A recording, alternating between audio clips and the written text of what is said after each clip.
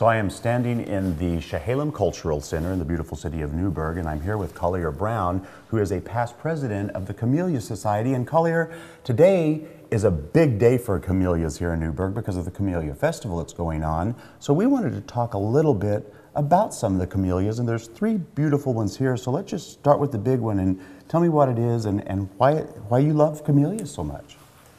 Well, they've been around for a long time. This is, Camellia is called In the Pink. Beautiful. This is peony form, and you see how full and peony-like it is. This is an old-fashioned thing you find a lot. It's Camellia japonica. It's planted around a lot of houses. This next one is a little different from that. You can see it's called Freedom Bell, and somebody named it that because it has kind of a bell shape. This is a hybrid camellia. I believe it comes from New Zealand and is very pretty with its small leaves and bright colored. It blooms early in our gloomy climate, and I love it. I see it in my yard in January. And this is a beauty. This is Eleanor McCown. I have this one as well. My wife wanted a nice stripy camellia, the white and the red, and then of course the yellow stamens. This is Camellia japonica as well, and is easy to grow and very pleasant in my back garden. Now, Collier, I see a couple of really stunning blooms down here. These are some of your favorites, aren't they? Tell me about them. They are indeed. I brought this one. This is called Nicky Crisp. Beautiful. It is I think, my wife and I fall in love with this every spring. It's named after a grandchild. It comes from New Zealand. It's a hybrid camellia. You won't find it at your neighborhood nursery, I'm afraid, but it's one that is very special. And this, by contrast, quite differently, well, it has a very good name for it. It's called Night Rider. That's stunning. It again, I think, comes from probably New Zealand. It's a hybrid camellia. Look at the tiny leaves. This actually has red stamens. It has red roots. And when the new growth comes out in the spring, that's red as well.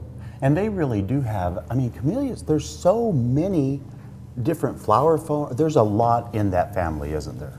There is indeed. There are 6 different forms. There are something like 17,000 named camellias. Oh my goodness.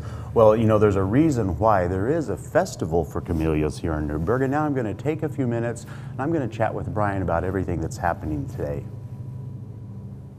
So now I'm here with Brian, and Brian, first of all, the first thing I want to ask you is, you know, this is a big event here in the city of Newberg. What was the process that Newberg went through to go, yeah, let's do camellias? Well, in 1949, the Civic Council approached the City Council, and they actually voted to make the camellia our city flower. Wow. Which was really cool.